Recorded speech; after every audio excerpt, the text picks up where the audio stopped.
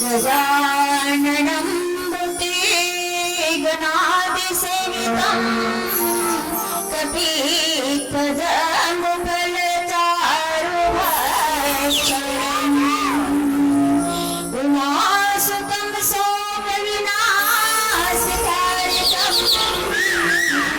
नमामि विघ्नेश्वरपादपङ्कजम्।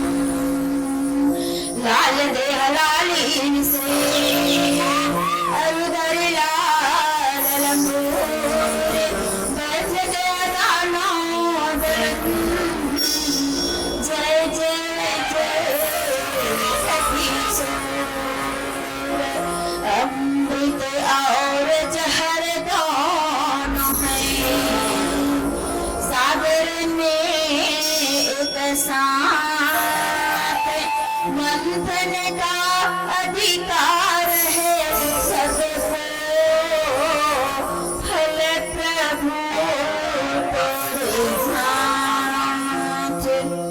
भारतीय सज्जनों, भारतीय ऋषि मुनियों ने एक सूत्र दिया है कि जब कोई भी व्यक्ति, कोई भी इंसान कोई अच्छा संकल्प करे और वह संकल्प जब तक क्रियान्वित न हो, पुरुषार्थमय न हो, तब तक उसे सफलता की प्राप्ति नहीं होती है। कोई व्यक्ति पहले संकल्प करे, उसके बाद पुरुषार्थ को परिणित करे, उसके पश्चात परमात्मा की अनुग्रह होती है। ये तीन चीजें जब इकट्ठी हो जाती है तब ऐसे मंगल यज्ञ या मानस यज्ञ का आयोजन किया जाता है। आप लोगों का कुछ समय का शुभ संकल्प, कुछ सालों से आया हुआ आपका पुरुषार्थ और आज परमात्मा राम भद्र की अनुग्रह की वर्षा हुई है और हमें भगवान श्री रामचंद्र जी की अमृतमय कथा का प्रस्थान करने का शुभ अवसर प्राप्त हुआ है। हमारे सज्जनों, परमात्मा के स्वरूप सत, चित एवं आनंद से परिपूर्ण है। परमात्मा के पास 3 शक्तियां हैं, लेकिन जीव के पास केवल 2 शक्ति है। एक शिव शक्ति और दूसरा चित शक्ति, पर आनंद शक्ति नहीं है। जीव के पास आनंद का अभाव है और हमारे जीवन में जो अभाव है वो तब जाएगा जब भगवान के प्रति भाव जागेगा। भवसागर से कोई पार होना चाहते हैं तो भगवान की कथा सुने, राम कथा सुने। अरे राम कथा क्या है?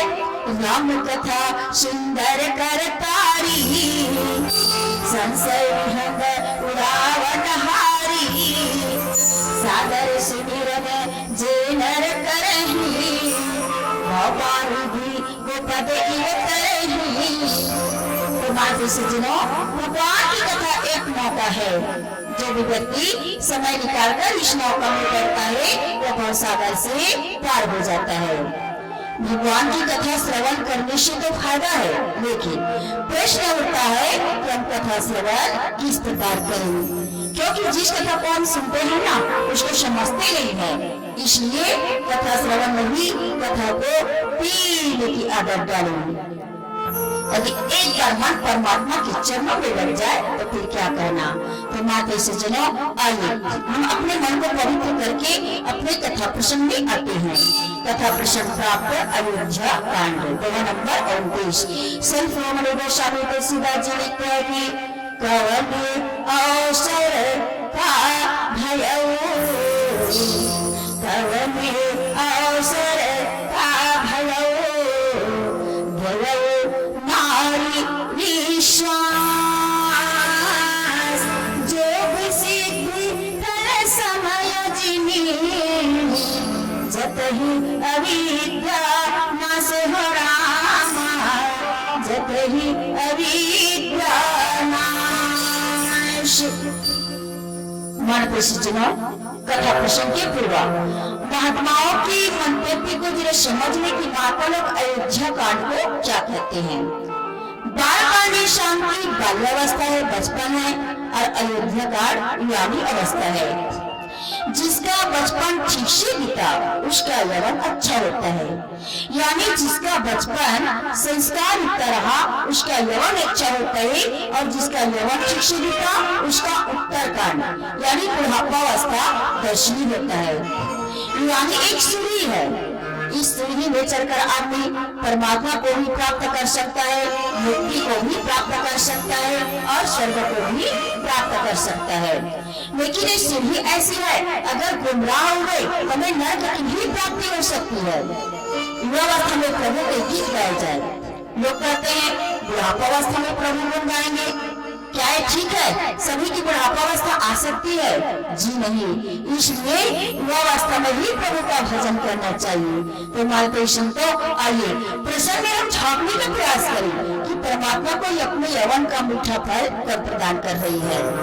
राजा दशरथ जो है संकल्प करते हैं कि मैं कल राम का राज्य अभिषेक करूंगा, कल राम राज्य की स्थापना करूंगा। और कब विचार करते हैं? जब इस समाज में बैठ करके दर्पण देखते हैं।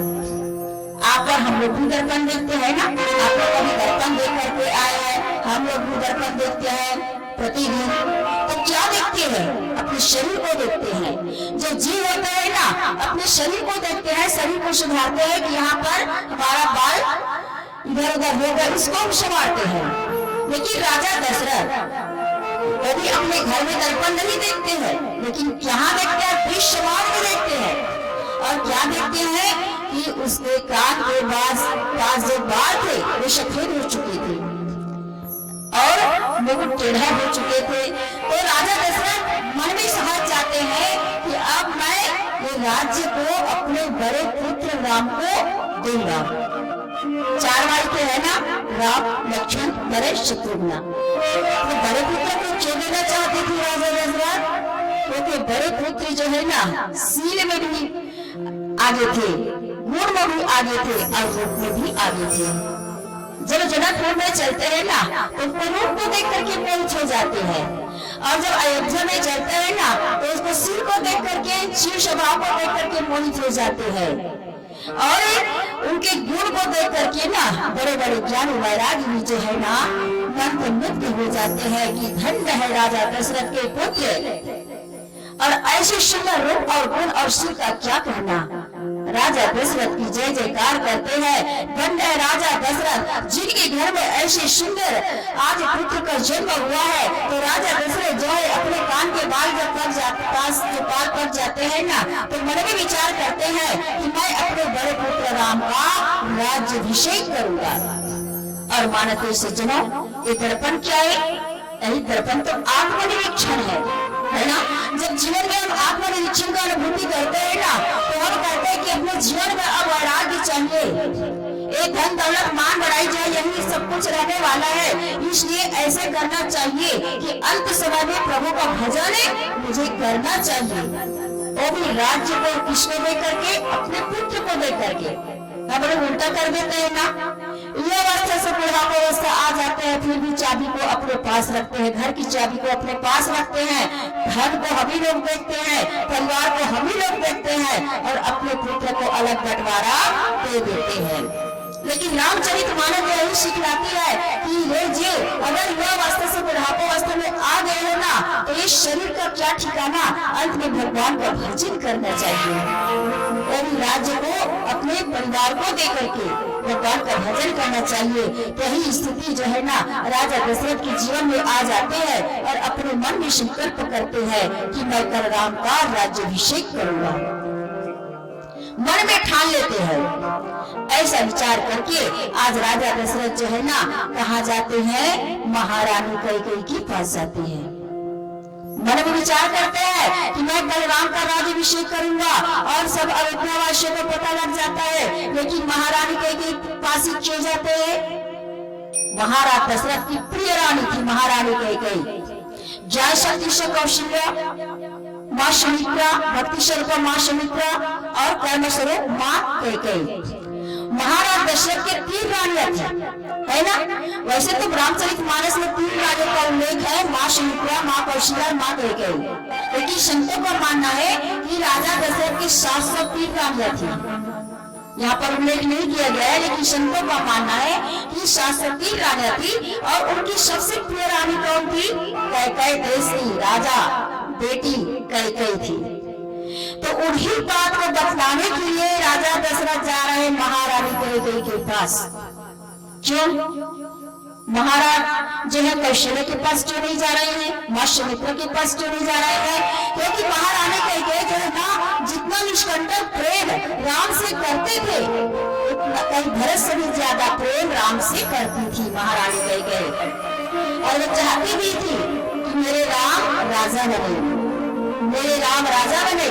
और ऐसी आशा और विश्वास लेकर के ना राजा दशरथ जो है कहाँ जा रहे हैं? महारानी कैकेयी के पास जा रहे हैं। लेकिन महारानी कैकेयी राजमहल में थी क्या? नहीं थी। उस समय महारानी कैकेयी कहाँ थी? कोप भवन में जाकर बैठ गई थी। तो कोप भवन में जाकर के क्यों बैठ गई थी? उन्हें तो आज प्रसन्नचित्त होना चाहिए। सभी लोग जो ना प्रसन्नचित्त हो रहे थे, आज राम राजा बनेंगे, आज जो है ना राम राजा बनेंगे। लेकिन दुखी कौन होते हैं? दुखी देवता लोग होते हैं। पहले कल राम राजा बन जाएंगे तो अत्याचारी राक्षस का विनाश कौन करेगा? लंका का राजा रावण का अत्याचारी राक्षस था, ऋषि मुनियों को दुख देता था, सबको कष्ट वही देता था। और हमारे प्रभु का अवतार तो इसलिए हुआ है ना, इन्हें राक्षसों का संहार करे, राक्षसों का नाश करे। नहीं तो हम तो यहाँ पर त्राही मचा रहे हैं, लंकापति रावण ब्राह्मणों को दुख दे रहे हैं, सबको दुख वही दे रहे हैं। तो हम लोग और कितने दिन तक सहन करेंगे? जब राम राजा बन जाएंगे तो हम लोग की स्थिति और बिगड़ती जाएगी। इसलिए आज देवता लोग विचार करते हैं, दुखी मन से विचार करते हैं और माँ सरस्वती को आज प्रार्थना करते हैं कि हे देवी, आप ही हमारे काम को बना सकती है, आप ही ना हमारे काम को बना सकती है। आपको अयोध्या में जाकर के काम को बिगाड़ना है, किसी की बुद्धि को बिगाड़ना है। माँ देवी सरस्वती कहती है कि ये बेटाओ, आप लोगों को क्या हो गया है? मैं तो बुद्धि देने का कार्य करती हूँ और आप लोग बुद्धि बिगाड़ने के लिए मुझे बोल रहे हैं। तो मैंने देवी, आपका यश होगा, सुंदर यश होगा और ये आप जो है ना पहले सही से धर्म नहीं भाई, पर पीड़ा सब नहीं अधमाई, आप दूसरों के हित के लिए कार्य करेंगे। वैसे तो माँ देवी सरस्वती जो है ना बुद्धि देने का कार्य करती है ना, सबको बुद्धि देती है। लेकिन माया से हम देखते हैं ना, दो लोगों को बुद्धि को बिगाड़ देते हैं। नाम मंत्रा मंदमती गए कई चेरी, एक मंत्रा की बुद्धि को बिगाड़ देते हैं और दूसरा जो है कुंभकर्ण की बुद्धि को बिगाड़ देते हैं। जब कुंभकर्ण तपस्या करते हैं कि मैं जागते ही रहूं, ब्रह्मा जी कहते हैं जागते ही रहोगे तो तुम्हारा भोजन यहाँ पर बनता ही जाएगा, क्योंकि बहुत सारा भोजन करते थे कुंभकर्ण। तो माँ सरस्वती जो है ना उसकी बुद्धि को आप बिगाड़ देते हैं कि 6 महीना सो और 1 दिन जागो, कुंभकर्ण की बुद्धि को बिगाड़ देते हैं। और इधर माँ सरस्वती मन में विचार करती है कि अरे जिन्होंने अवध का दूध पिया होगा ना, उसका तो मैं बुद्धि नहीं बिगाड़ सकती। वे किसके पास जाते हैं? मंत्रा के पास जाते हैं, जो कि मंत्रा कौन है? दहेज के रूप में आई थी।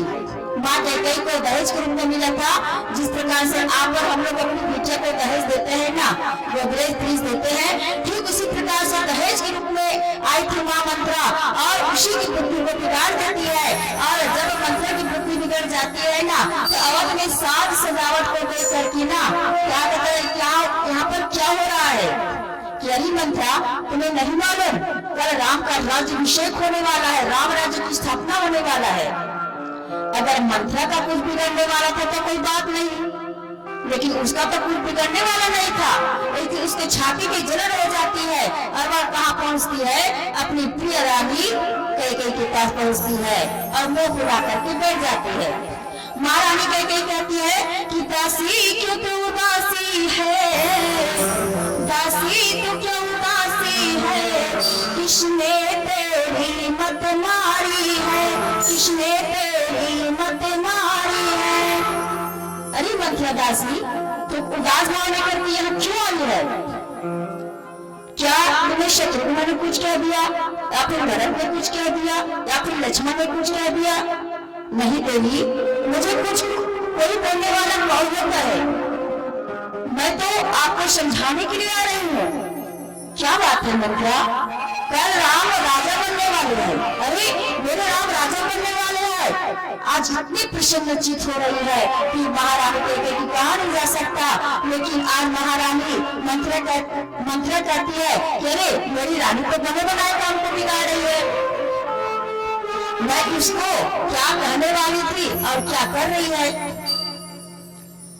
जब कहती है कि नहीं रानी, आज आप जो है ना महाराज राम राजा राम बनेंगी ना, राम को राज्य मिल जाएंगे ना, तो आप जो है ना कौशल्या बनेंगी रानी और आपको भरना पड़ेगा पानी। उस शब्द को सुन करके महारानी कहते कि अरे कर पड़ी तो यहाँ से भी कर जा, मेरे राम राजा बनेंगे, उससे खुशी और क्या मेरे लिए हो सकता है, आनंद की बात और क्या हो सकती है। और वहाँ पर क्रोधित हो जाती है, लेकिन कुछ देर में ना मंत्रा की बात में आ जाती है। यही है संग का प्रभाव, संगति का प्रभाव। जो राम से निष्कंटक प्रेम करती थी, अटूट प्रेम करती थी, और संग में उस वचन से वे ऐसे विचलित हो जाती है महारानी कह गई कि आज मंत्रा की बात में आ जाती है और कहती है कि ये मंत्रा, मैं आपकी बात को गलत समझ रही थी, इसलिए मैं आपको बात को मानने के लिए तैयार नहीं थी, लेकिन बता क्या बात है। देवी, आप तो मेरी बात को मानती नहीं थी, पहले से मेरे को भरपूरी बोल दिया है, फिर अब मैं आगे क्या बोल सकती हूँ। नहीं मंत्रा, मैं तो ऐसी बोल रही थी, बताओ क्या बात है। रानी, मैं बात बता रही हूँ, आप ध्यान लगा करके सुनना। आप राजा को ना 2 वरदान मांगने के लिए ना बोले थे। हाँ, मैं बोली थी राजा को 2 वरदान, मैं ना थाती के रूप में रखी हूँ, तो आपको 2 वरदान मांगना पड़ेगा। एक अपने पुत्र भरत के लिए राजगद्दी मांगना, और दूसरा जो है राम को वनवास मांगना। इतना मजबूरी थी राम को वनवास मांगना।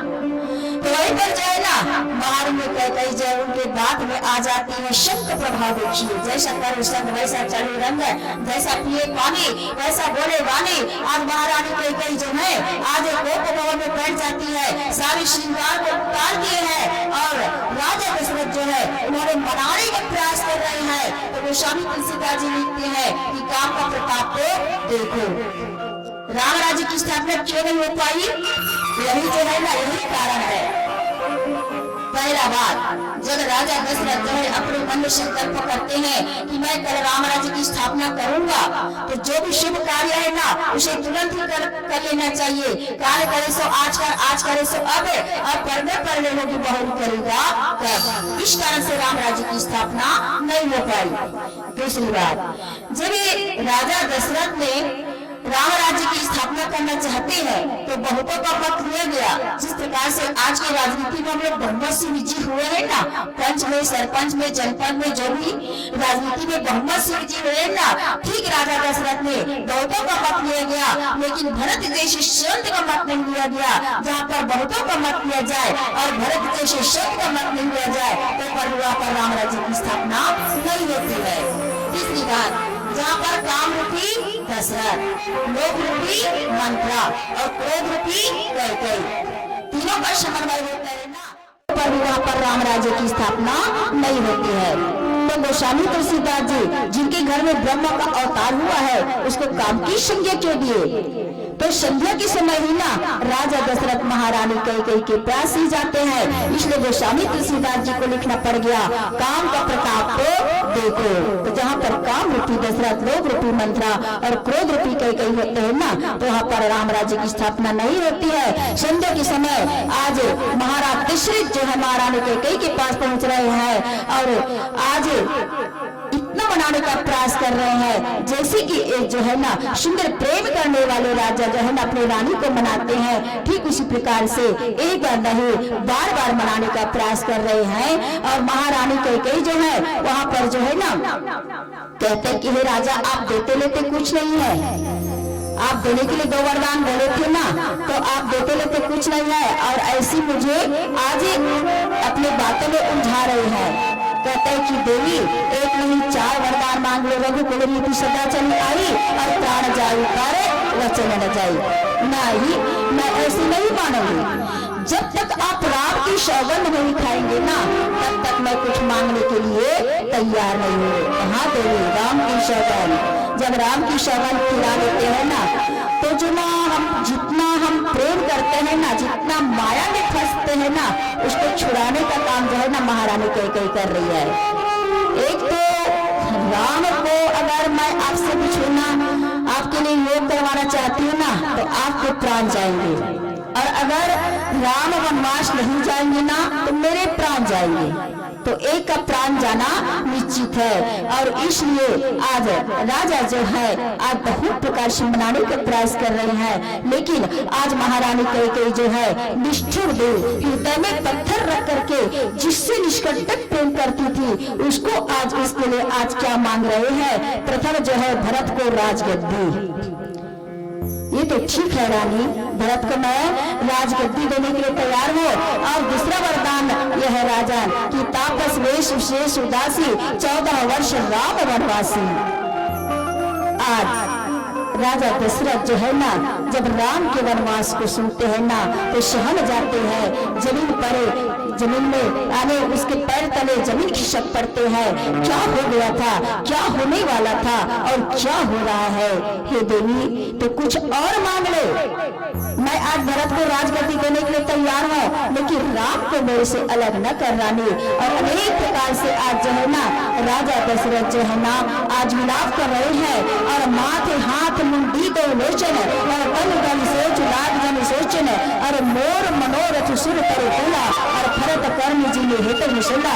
माथे पर हाथ रख करके दोनों नेत्र बंद कर देते हैं, ऐसे सोच करने लग जाते हैं, मानो साक्षात सोच शरीर धारण कर जो है ना आज वहां पर खड़े हो गए हैं, और मनोरथ रूपी कल्प वृक्ष नना फूल चुका है, और तुरंत फलते ही महारानी कैकेयी जो है ना वहां पर हथनी की तरह उन्हें झपट रही है। ऐसे महाराज दशरथ जो है ना अवध उजाड़ी की न कैकेयी, और दिन से अचल उत्पत्ति के नहीं कैकेयी ने अयोध्या को उजाड़ दिया। आज मेरे राम को आज मैं राजा बनाना चाहता था, उसी बात को आज रानी जो है ना बने बनाए काम को आज मेरी ही रानी आज बिगाड़ने का काम कर रही है, और उत्पत्ति की अचल सुदिल नींव डाल दी। ऐसे आज राजा दशरथ जो है ना कौन ले अवसर का भयो, और किस अवसर पर क्या हो गया, और स्त्री का विश्वास करके मैंने ना वैसे ही मैं मारा गया। जिस प्रकार से योग की सिद्धि रूपी जो फल मिलने के समय जो है ना योगी को अविद्या नष्ट हो जाती है, जिस प्रकार से एक विद्वान को आज भक्ति मिलने वाले होते हैं, उसमें उसके जीवन में माया रूपी अविद्या आ जाती है, तो उनके योग जो है उनके तप जो है उनकी साधना जो है नष्ट हो जाते हैं। ठीक उसी प्रकार से आज मेरे जीवन में आज माया रूपी जो है ना अविद्या नष्ट हो रहा है। ऐसे राजा दशरथ और महारानी कैकेयी के बीच में आगे और क्या संवाद होते हैं भजन के माध्यम से।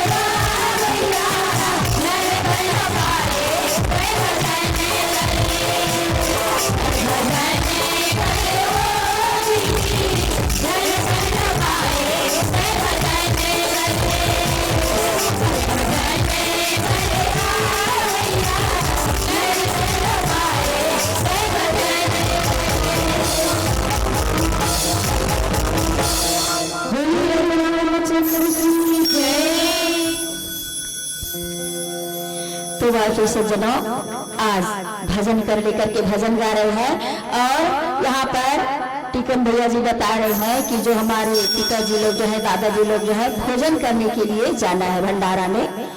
तो आप लोगों से निवेदन प्रार्थना कि आप लोग जैसे समय बने वैसे भोजन करने के लिए जा सकते हैं। भजन तो यहाँ करना ही है, आप लोग भजन भी सुन रहे हैं और भोजन भी करना है, दोनों जरूरी है ना।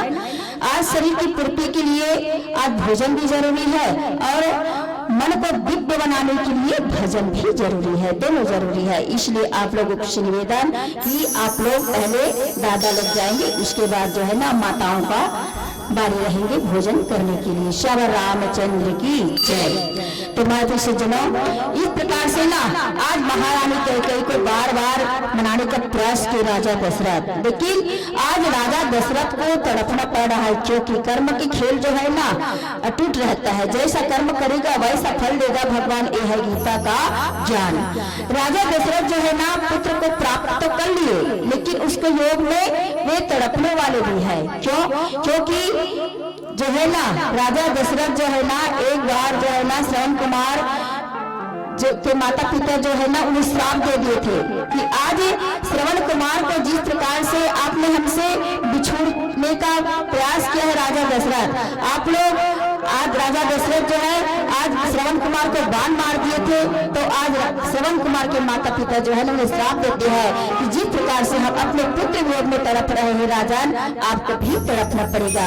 तो यही समय आ गया है जब आज पुत्र से वियोग होना पड़ेगा। एक और राजा दशरथ जब मन प्रसन्न चित हो जाते हैं कि आज मुझे पुत्र की प्राप्ति होगी, और एक और दुखी हो जाते हैं कि अंत में मुझे भी ऐसे ही तड़पना पड़ेगा। तो माता सज्जनों, जैसे हम कर्म करते हैं ना वैसे फल की प्राप्ति होती है। तो आज राजा दशरथ जो है तो भवन में बैठी हुई महारानी कैकेयी को बार बार समझाने का प्रयास कर रहे हैं, लेकिन महारानी कैकेयी जो है ना अपने वचन में जो है ना पक्के इरादे बनाए कर बैठी है कि नहीं, मुझे जो चाहिए वो चाहिए। क्योंकि मंत्रा की संगति, जैसे जैसे हम संगति करते जाते हैं ना वैसे हम भी बोलते जाते हैं, चाहे वचन से हो, चाहे कर्म से हो, चाहे और कोई सी भी भांति से हो। जैसा हमारा संगति चले जाते हैं ना वैसे नियम ही बनते जाते हैं। आज महारानी कैकेयी जो कि आज भरत के लिए राजगद्दी आज मांग रही है, और वैसे कैकेयी देश में जब राजा दशरथ पहुंचे हुए थे ना तो उन्होंने भी यही चाहते थे कि जो मेरी पुत्री महारानी कैकेयी से के गर्भ से जो पुत्र जन्म होंगे ना उसी को राज्य मिलना चाहिए। तो यही ठान लिए थे, और महारानी कैकेयी उसके मन में नहीं था, वे तो राम से निष्कंटक प्रेम करते थे। इसलिए महाराज दशरथ भी जो है ना आज अपने मन में ठान लेते कि अब तो महारानी कैकेयी राम को ही राज्य देना चाहेंगे। इसमें सोच की कोई बात नहीं है, लेकिन उन्हें क्या मालूम कि उसके बीच में मंत्रा आ जाएंगे और उसके बने बनाए काम को बिगाड़ देंगे। वही बात जो है ना राजा दशरथ जो है नहीं समझ पाए और अपने प्रिय रानी को समझाने का प्रयास करते हैं, लेकिन महारानी कैकेयी जो नहीं एक बार बार बार मनाते हैं फिर भी नहीं मानती है। और यही विधि राय मन ही मन झांका, देखी को भाती माती मन माखा, भरत की राउर पूत न होवी, आने मोल बेसाही की मोही। इस प्रकार से ना राजा मन ही मन खींच रहे हैं, दोनों आग बंद कर लिए हैं। और राजा का ऐसा बुरा हाल देख करके दुर्बुद्धि कहकर मन में बुरी तरह से क्रोधित हो रही है और बोलती है, क्या भरत आपके पुत्र नहीं है? क्या मुझे आप दाम खरीद करके ले आए हैं? क्या मैं आपकी विवाहिता पत्नी नहीं हूँ?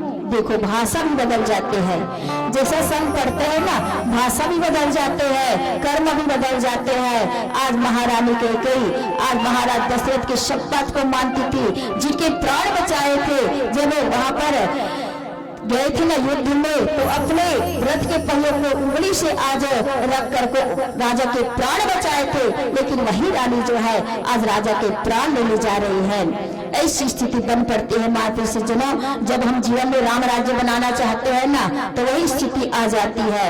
आज भरत के लिए राजगद्दी मांगी है, लेकिन भरत कौन है? भरत तो भारत का संत है, और भारत के संत जो है क्या स्वीकार करते हैं? आगे चल करके हम देखते हैं कि अर्थ न धर्म न काम रुचि, अर्थ न धर्म न काम रुचि गति रचाओ निर्वाण जन्म जन्म रति राम पद यह वरदानो नयन। भरत जी कहते हैं त्रिवेणी संगम में कि अरे उस अर्थ को लेकर मैं क्या करूंगा जिस अर्थ के कारण अनर्थ हो गया, उस धर्म को लेकर मैं क्या करूंगा जिस धर्म के कारण मेरे पिताजी को प्राण त्यागना पड़ा।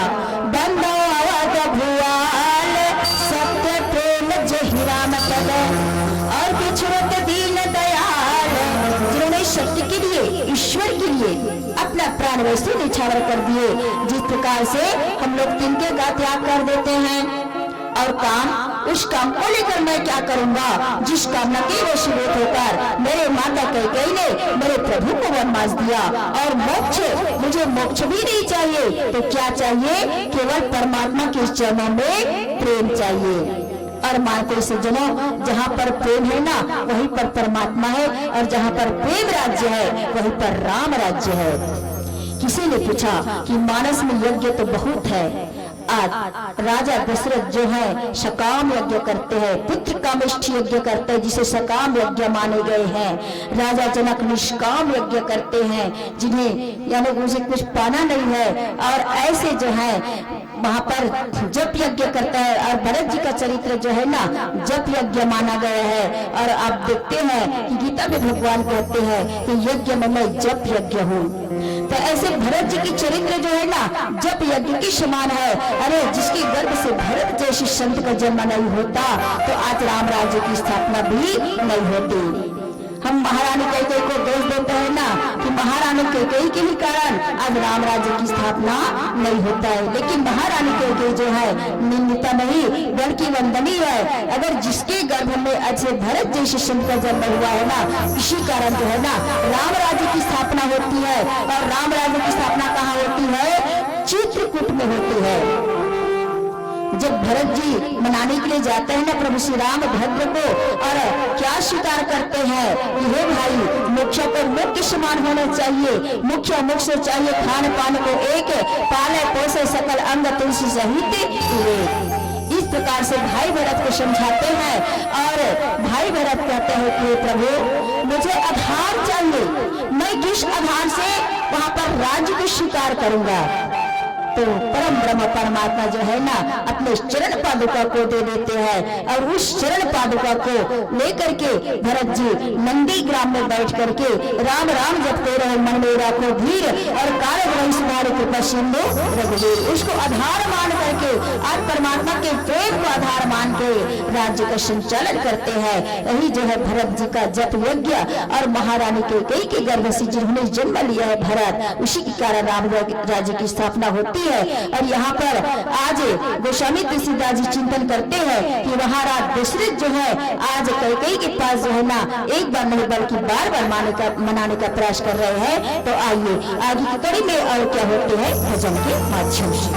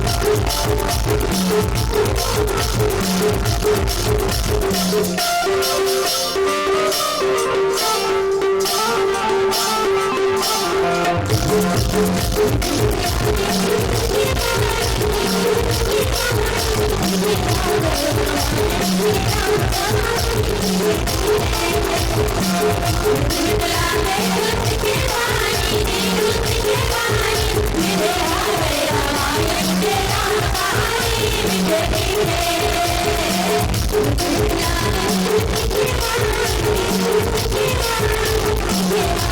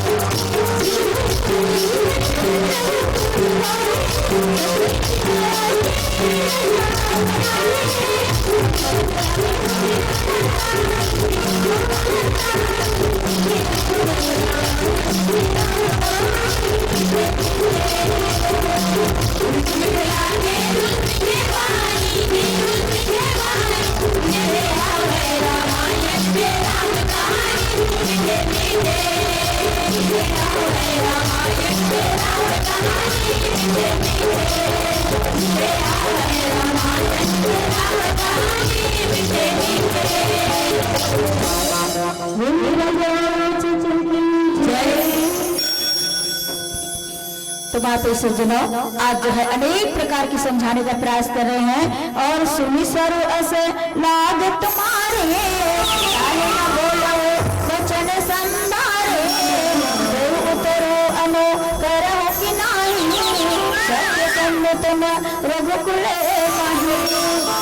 जो मेरा वचन सुनते ही आपको बाल सा लगे राजन, आप सोच समझ कर की बात क्यों नहीं कहते? उत्तर दीजिए, हाँ कीजिए, नहीं तो नाही कर दीजिए। आप रघुवंश में ना सत्य प्रतिज्ञा वाले प्रसिद्ध हैं। ऐसे यानी वचन को तोड़ मरोड़ करके अनेक प्रकार के ना जो आज चुभने वाली बात है, ऐसे महारानी कैकेयी बोल रही है। क्योंकि आज महारानी कैकेयी के ही कारण जो है ना आज राम राज्य की स्थापना होती है। अरे अवध में महारानी कैकेयी की कठोर बोली न होती तो आज जो है ना इस भारत देश में न तो दशहरा होती, न तो दिवाली होती, न तो दिवाली होती। आज कठोर वचन के ही कारण ना राम राज्य की स्थापना हुई है। जब जीवन में हम राम राज्य की स्थापना करना चाहते हैं ना तो ऐसे कठोर वचन बोलना चाहिए क्या? जी नहीं। लेकिन महारानी कैकेयी अगर नहीं बोलती ना तो महाराज दशरथ जो है ना देना भी नहीं चाहते। अगर ऐसे प्रेम भरे वचन से उसको सुनाने का प्रयास करते ना महाराज दशरथ को कि हे राजन, आज राम को वनवास दीजिए और मेरे पुत्र भरत को राजगद्दी दे दीजिए। ऐसे प्रेम भरे वचन से कहते ना तो राजा ऐसे उनके बात में आ जाते और मनाने का प्रयास करते। तो ऐसे कभी कभी ना कठोर वचन भी बोलना पड़ता है। जिस प्रकार से ना बच्चे को हम लोग कभी डांट देते हैं, कभी प्रेम भरे वचन से उसको पुचकारते हैं, ठीक उसी प्रकार से अगर जीवन में कठोर वचन बोलना भी पड़े अपने हृदय में आज पत्थर रख करके महारानी कैकेयी, क्योंकि वे तो बहुत प्रेम करती थी ना, कौन अपने पुत्र को अपने से अलग करना चाहेंगे। अगर हमारे पुत्र जो है ना 1-2 दिन के लिए कहीं बाहर जाते हैं ना तो हम लोग उसकी राह देखते रहते हैं कि आज आएंगे कल आएंगे, ऐसे हम लोग प्रतीक्षा करते रहते हैं। लेकिन धन्य माता कैकेयी जिन्होंने अपने प्राणों से प्रिय राम को आज वनवास भेज रहे हैं कि राम बन जा।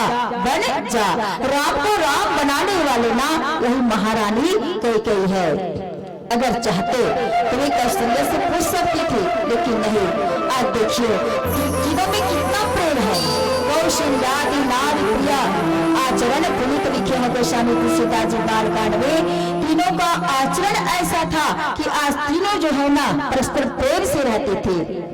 आज ज्ञान शक्ति से कौशल्या कोई किसी के पुत्र को वन देना चाहेंगे क्या, लेकिन यहाँ पर महारानी कैकेयी जो कि महारानी कौशल्या के पुत्र है फिर भी उनको वन देने के लिए तैयार है। राज्य देने के लिए नहीं बल्कि वन कर राज्य दे रहे हैं। क्यों? क्योंकि यही तो चाहते थे ना परमात्मा राम। कहते हैं कि माँ आप ही मेरे काम को बना सकती है। वार्तालाप होते हैं, गुप्त रूप से वार्तालाप होते हैं कि हे महारानी कैकेयी आप मेरी माता हैं और माता ना अपने पुत्र को पुत्र बना सकते हैं। हे माता जिस समय ना मेरे पिताजी राजा दशरथ मेरे लिए राज्य मांगेंगे ना, आप राज्य को स्वीकार न करना माता, मेरे लिए वनवास मांग देना। तो महारानी कैकेयी कहती है कि बेटा मैं कैसे मांग सकती हूँ, मैं अपने आंखों के तारे को अपने से अलग कैसे कर सकती हूँ। नहीं माँ, आपको देश के लिए, समाज के लिए, धर्म के लिए कार्य करना पड़ेगा। यही तो कार्य अच्छे कार्य होते हैं ना। जब हम देश के लिए, समाज के लिए अच्छे कार्य करें तभी तो हम देश को चला सकते हैं ना। तो ऐसे महारानी कैकेयी जो है ना प्रभु राम के बात को समझ जाते हैं कि हाँ बेटा मैं मांगने का प्रयास करूंगी। और यही बात जो है महारानी जो है ना 1 नहीं 2 नहीं बल्कि 14 वर्ष का वनवास मांगती है। ऐसे क्यों? 1 वर्ष के लिए मांग सकती थी, 5 वर्ष के लिए मांग सकती थी, लेकिन नहीं महारानी कैकेयी जो है ना 14 वर्ष के वनवास मांगती है। वो जानती है कि लंकापति रावण का विनाश होने वाला है। 14 वर्ष का वनवास उसका वही तक काल जो है ना लिखा है, वही तक जीवन लिखा है। इसलिए महारानी कैकेयी जो है ना 13 नहीं 12 नहीं बल्कि 14 वर्ष का वनवास मांगती है।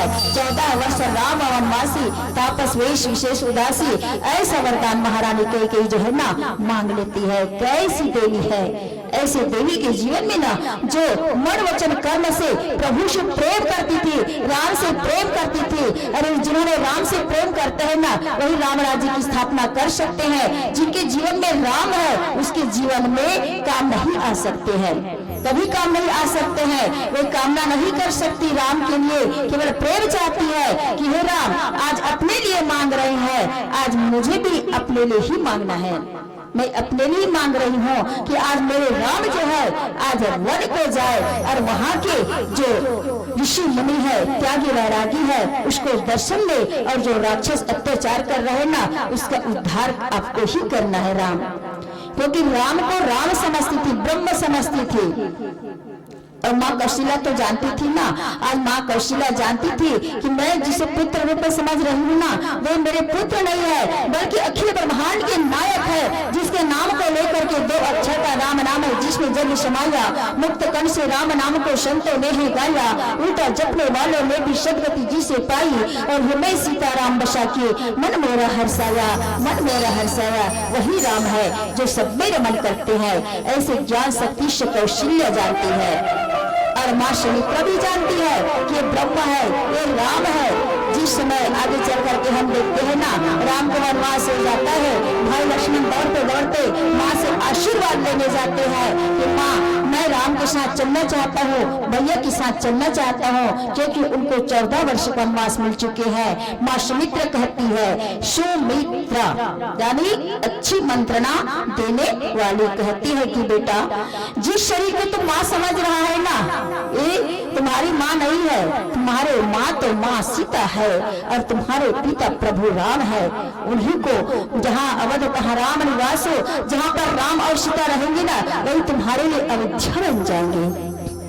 देखो मानस में हम देखते हैं ना, जो सुमित्रा अच्छी विचार करने वाले, सुमंत्र जो भगवान को प्रेम करने वाले, सुरुचि जिन्होंने भगवान को, अपने पुत्र को भगवान के चरणों में समर्पित कर दिया, तो ऐसे जो सुविचार रखते हैं, सुसंस्कृति जिनके जीवन में रखते हैं, वही तो परमात्मा के प्रेम को प्राप्त करते हैं। तो ऐसी सुमित्रा जो है ना, अपने पुत्र लक्ष्मण को भगवान के चरणों में समर्पित कर देते हैं। और यहीं पर महारानी कैकेयी जो है ना, देश के लिए, समाज के लिए आज काम करने जा रही है, जिसे हम ना उसे निंदिता के रूप में देखते हैं। आज अवधपुर के लोग निंदिता के रूप में देखते हैं, लेकिन सत्य ज्ञानी लोग जो है ना, उसे वंदिता के रूप में देखते हैं। और देने कहो अब जन बर दे हो, और तदु सत्य जगह अप जस ले हो, और सत्य सरह कहो बर देना, और जाने नहीं मांगी चबेना। आपने ही ना वर देने को कहा था, अब भले ही न दीजिए, सत्य को छोड़ दीजिए राजा, और जगत में अपयश लीजिए। और सत्य की बड़ी सराहना करके ना वर देने को कहा था, रघुकुल रीति सदा चली आई, प्राण जाए पर वचन न जाए। ऐसे बड़े बड़े डिग हाँक रहे थे राजन, यह चबेना ही मांग लेगी। और इस प्रकार से महारानी कैकेयी जो है ना, सी भी दधी जी बोली जो कुछ भाषा, और तनु धनु तजे वचन पनु नाखा, और अति कटु वचन कहे कैकेयी, माने लोड जोर पर दे। राजा सीधी और दधीची और बलि ने जो कुछ कहा ना, शरीर और धन त्याग कर भी उन्होंने अपन वचन की प्रतिज्ञा को निभाया। और कैकेयी बहुत ही कड़ू वचन कह रही है, मानो जले पर नमक छिड़क रही है। तो मानते सज्जनों, इस प्रकार से ना राजा दशरथ को आज इतने कड़वे वचन कह रही है कि कहा नहीं जा सकता। तो ऐसे कड़वे वचन को सुन करके राजा का प्राण जो है ना अंत में चले जाते हैं, क्योंकि जिस राम को प्रेम करने वाले जो मोह में पड़ जाते हैं ना, ऐसे इसकी स्थिति वैसे ही बन पड़ती है। राजा दशरथ को एक दिन उसे जो है श्राप को तो निभाना था ना, जिस प्रकार से आज श्रवण कुमार के माता पिता उन्हें श्राप दिए थे, उस श्राप को आज जो है ना सत्य करना था परमात्मा को। इसीलिए परमात्मा जो है ना आज जन्म लेकर के आते हैं, और परमात्मा की जो जन्म है, परमात्मा की जो कर्म है ना, वे दिव्य माने गए हैं। इसीलिए गीता भगवान अर्जुन से कहते हैं कि जन्म कर्म च मे दिव्यमेवं, जन्म कर्म च मे दिव्यमेवं, योति तत्त्वतः गत्वा देहं पुनर्जन्म नयति मामेति अर्जुन। गीता में भगवान अर्जुन से कहते हैं कि हे अर्जुन, मेरे दिव्य और कर्म जो है वे दिव्य माने गए हैं। तो ऐसे दिव्य कथा भगवान की राम कथा, तो आइए 5 मिनट के समय में हम भगवान भोले बाबा के पास पहुंचते हैं, जो कि भगवान शंकर जो है सबके गुरु है। वंदे बोधमयम नित्यम गुरुम शंकर रूपिणाम, यमाश्रितो हि वक्रोपि चंद्र सर्वत्र वंदन्ते। बोलो भगवान भोले बाबा की जय।